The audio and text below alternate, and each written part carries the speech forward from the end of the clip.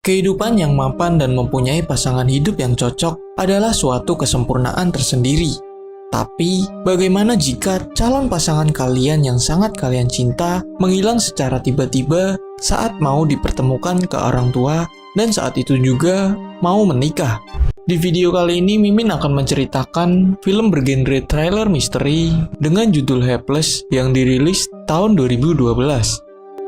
Kisah ini bermula saat dua pasangan bernama Moonho dan tunangannya Kang Sun dalam perjalanan ke rumah orang tua Moonho dengan maksud memberitahukan mereka bahwa mereka akan menikah dan sudah mempersiapkan undangan. Dalam perjalanan, kemudian mereka berhenti sejenak di rest area. Moonho pun keluar untuk membeli kopi dan makanan, sedangkan Kang Sun menunggu di dalam mobil. Kang Sun yang menunggu di mobil mendapat telepon dari seseorang, dan tiba-tiba saat Moonho kembali ke mobil, Kang Sun sudah tidak ada. Moonho lantas menghubunginya, tapi tidak ada jawaban. Moonho pun mencarinya ke dalam dan ke seluruh rest area, tapi tak juga menemukan Kang Sun, dan tidak ada yang tahu di mana Kang Sun berada. Moonho kemudian lapor polisi, dan polisi bilang akan menghubunginya jika ada perkembangan. Setelah itu, dia mencoba mencari ke tempat tinggal Kang Sun. Terkejutnya Moonho, tempat tinggal Kang Sun sudah kosong dan sangat kacau. Di saat yang sama, Moonho dihubungi oleh temannya yang seorang pegawai bank dan mengatakan bahwa calon istrinya Kang Sun ternyata mempunyai hutang kredit yang besar. Dan saat dia memberitahukan Kang Sun langsung menutupnya. Ternyata yang menghubungi Kang Sun di dalam mobil adalah teman Minho yang pegawai bank tersebut. Dan teman Moonho tersebut tidak tahu keberadaan Kang Sun setelah teleponnya ditutup. Moonho kemudian bertanya ke teman kerja Kang Sun, tapi dia tidak tahu karena Kang Sun sudah tidak bekerja lagi. Besoknya, seperti biasa, Moonho bekerja di klinik karena dia berprofesi sebagai dokter hewan. Moonho yang bingung kemudian membaca riwayat pekerjaan Kang Sun, mencoba menemukan di mana Kang Sun berada. Tetapi, semua perusahaan yang dia tulis, semuanya tidak ada. Kemudian Moonho mencoba menghubungi sekolah lamanya dan mendapatkan alamatnya. Ia teringat kata-kata Kang Sun yang sudah tidak punya siapa-siapa lagi setelah ibunya meninggal dan tidak mungkin kembali ke kampung halamannya. Kemudian, Moonho mengunjungi perusahaan kreditur bank. Di sana, Moonho bertemu dengan salah satu pegawai dan menerangkan bahwa Kang Sun memiliki hutang yang besar, tapi ada pembebasan hutang setelah klaim asuransi ibunya yang meninggal. Saat Moonho membaca catatan tersebut, Moonho melihat tulisan tangan di kertas itu berbeda dengan tulisan Kang Sun yang ada di riwayat pekerjaan dan pendidikannya.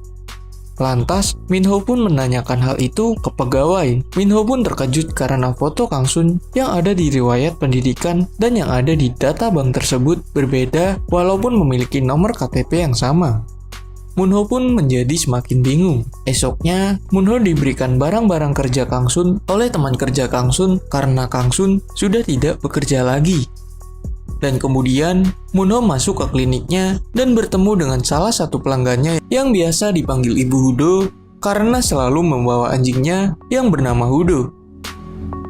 Lantas Moonho ke ruangan kerjanya dan membuka barang-barang Kang Sun, tetapi tidak menemukan petunjuk apapun. Malamnya, Moonho menemui kerabatnya yang bernama Jong yang tak lain adalah mantan detektif yang dipecat dan saat ini sedang pusing mencari pekerjaan. Moonho menceritakan bahwa tunangannya hilang saat dalam perjalanan ke rumah orang tuanya dan ternyata dia bukan Kang Sun yang sebenarnya. Ia tidak tahu siapa sebenarnya wanita yang akan ia nikahi. Awalnya Jong menanggapi ini dengan tidak serius dan mengira seperti bualan belaka. Moonho pun memohon kepada Jong karena semua usaha yang dia lakukan hingga menghubungi polisi hanya sia-sia. Moonho mengatakan kepada Jong bahwa ia akan membayarnya. Akhirnya, Jong pun sepakat membantu Moonho. Jong kemudian ke tempat Kang Sun sendirian dan memulai penyelidikan.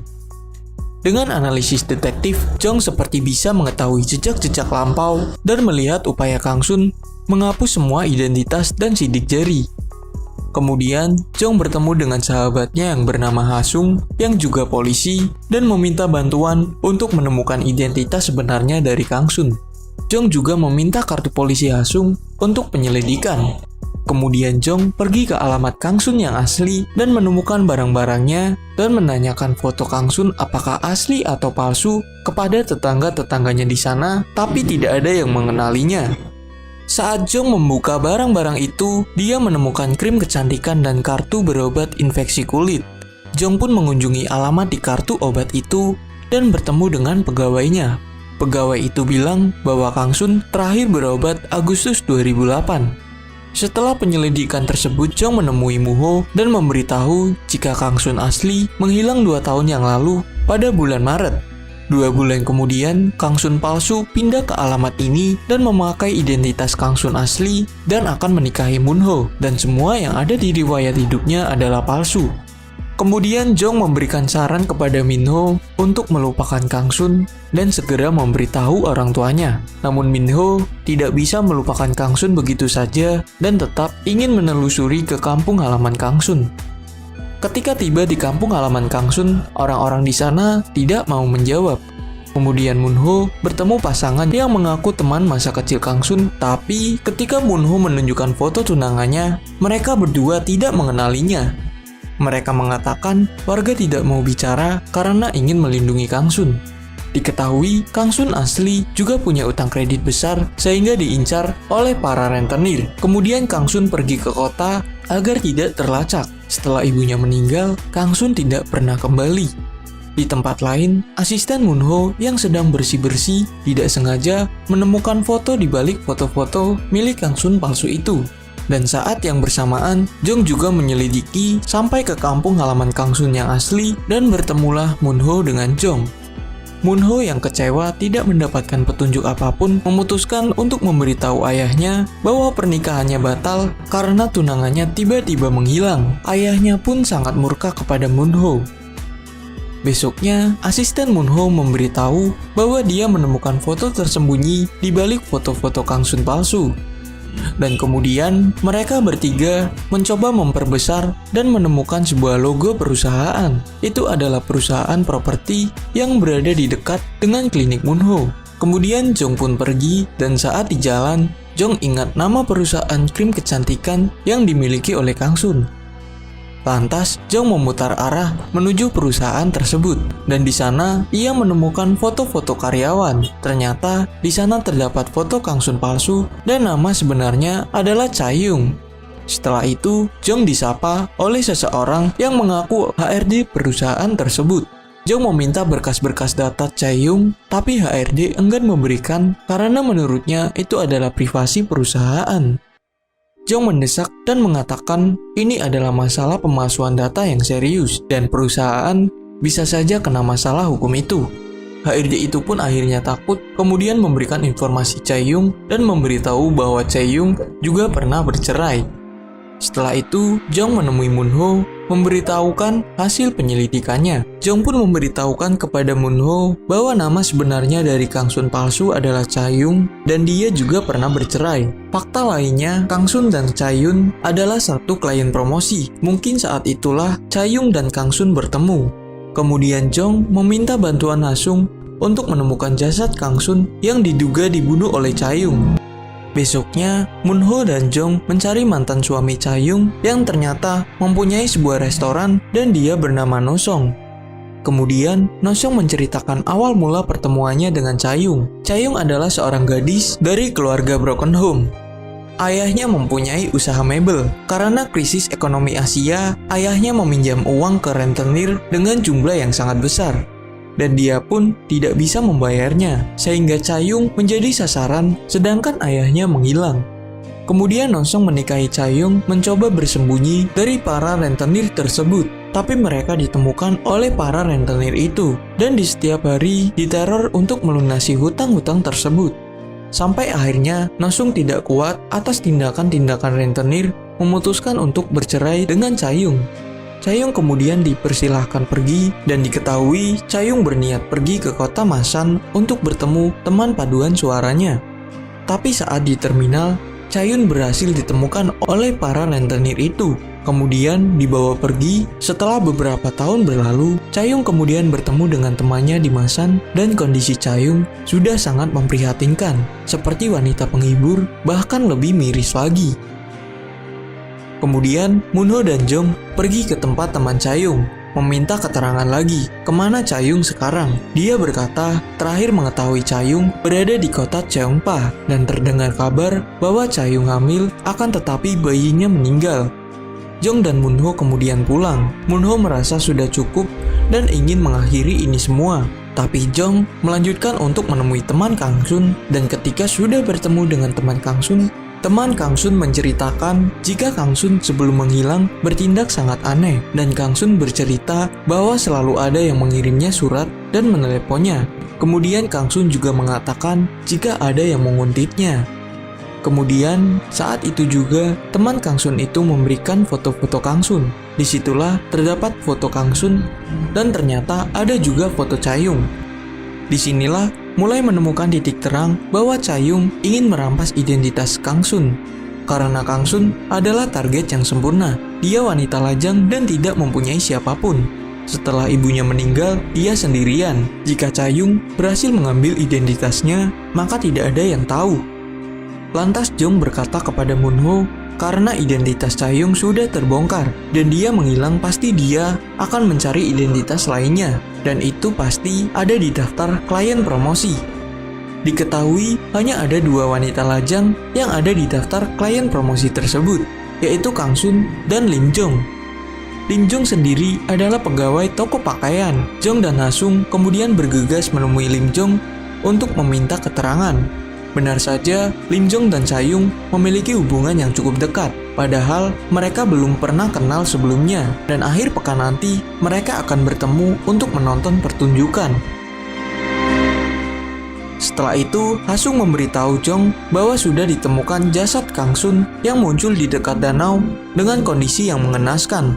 Tubuhnya dimutilasi dan hanya gigi yang bisa dikenali, dan polisi berencana mengerahkan semua pasukan untuk menangkap Cha-young yang sebelumnya sudah ada janjian dengan Lim Jong. Semua orang pun sudah siaga di tempat masing-masing. Di tempat lain, Moonho yang tidak ikut dalam penangkapan berada di kliniknya. Saat itu, asisten Moonho bertanya di mana tas anjing milik Ibu Hudo. Kemudian Moonho bertanya kenapa Ibu Hudo menitipkan anjing dan tasnya. Setelah itu diketahui bahwa Ibu Hudo berencana pergi mencari kucing dengan gadis kenalannya. Sebelumnya, Ibu Hudo juga pernah bercerita kepada sang asisten Moonho bahwa Ibu Hudo sempat kehilangan beberapa surat-surat penting miliknya. Ibu Hudo juga bercerita jika dirinya tinggal seorang diri di pedesaan. Moonho pun terkejut dan memutuskan menyusul Ibu Hudo ke stasiun karena Moonho meyakini bahwa sasaran selanjutnya bukanlah Lim Jong melainkan Ibu Hudo. Berselang sebentar, Jong menelpon Moonho tapi tidak dijawab. Kemudian Jong menghubungi asistennya. Asisten itu menceritakan apa yang terjadi dan Moonho sekarang menyusul di stasiun. Setelah itu, Jong bergegas menuju stasiun dan memberitahu Ha-sung agar semua pasukan beralih ke stasiun. Akhirnya, Moonho bertemu dengan Ibu Hudo yang sedang menunggu seseorang, dan kemudian Moonho menunjukkan foto sembari menanyakan apakah ini yang Ibu Hudo tunggu. Benar saja, Ibu Hudo menjawab jika wanita yang ada di foto itu adalah yang ia tunggu. Kemudian, Moonho menyuruh Ibu Hudo pergi dengan Moonho mengikuti di belakangnya. Benar saja, Cha-young muncul dan menyapa Ibu Hudo, tapi Ibu Hudo mengabaikannya. Dan bertemulah Cha-young dengan Moonho dengan saling terkejut. Saat mereka saling berhadapan, Moonho menanyakan kepada Cha-young bahwa semua ini bukanlah dia yang melakukan. Tapi Cha-young berkata jika itu semua memang dia yang melakukannya. Minho pun bertanya kepada Cha-young apakah dia manusia. Cha-young pun menjawab jika dia hanyalah tong sampah. Kemudian Moonho bertanya dengan air mata apakah Cha-young benar pernah mencintainya. Cha-young pun menjawab tidak pernah. Moonho hanya bisa menahan perasaannya dan membiarkan Cha-young pergi. Namun ketika Cha-young pergi, dia bertemu dengan Jong. Jong pun tidak bisa begitu saja membiarkan Cha-young lolos. Kemudian Cha-young dikejar Jong dan disusul oleh pasukan polisi lainnya. Sampailah Cha-young di akhir langkah dan sudah di tepian gedung. Moon-ho yang juga melihatnya kemudian ikut mengejarnya sampai ke pojok gedung dan ingin menghentikannya. Cha-young yang berniat lompat dan mengakhiri hidupnya, Moon-ho yang juga melihatnya kemudian mengejar sampai ke pojok gedung. Kemudian Moon-ho menghentikan Cha-young yang berniat ingin lompat untuk mengakhiri hidupnya. Tapi upaya Moon-ho sia-sia, Cha-young kemudian melompat dan tewas di tempat. Moon-ho yang melihat Cha-young tewas di depan matanya juga ingin menyusul, tapi beruntung ia berhasil dihentikan oleh para polisi dan kisah ini pun berakhir.